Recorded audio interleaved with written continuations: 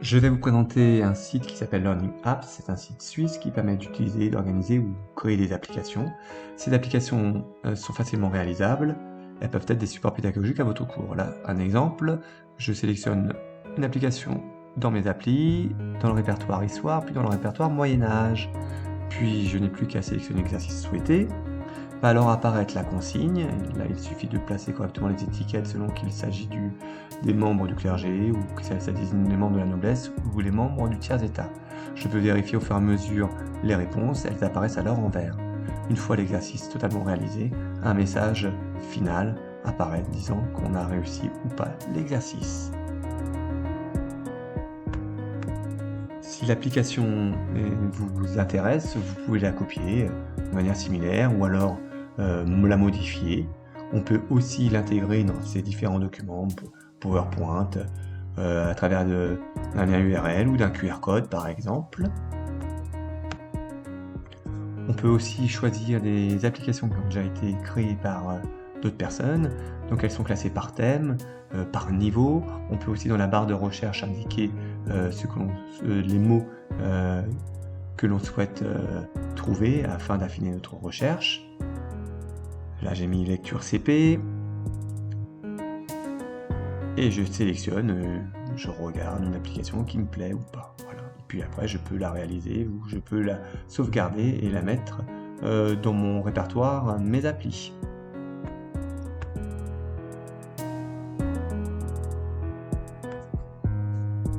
Je peux aussi créer mes propres exercices. Il y a toute une batterie de types d'exercices disponibles. Vous voyez, il y en a à peu près une quinzaine, même plus, une vingtaine.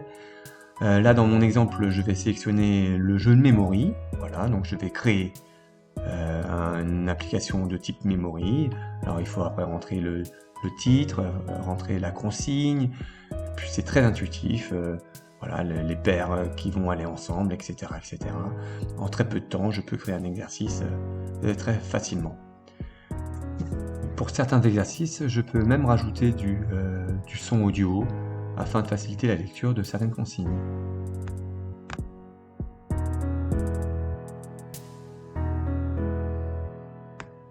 Je peux aussi créer une classe. Là, je suis dans mes classes. Je vais créer la classe Essai 2. Voilà, je clique sur la classe Essai 2, je vais pouvoir rajouter une application, celle que j'ai déjà dans mes répertoires, voilà. Puis après, je peux aussi intégrer un élève dans ma classe, là j'ai créé l'élève Serge Beaufils, il a eu un mot de passe et un identifiant.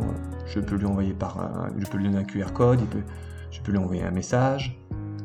Ça se fait très facilement.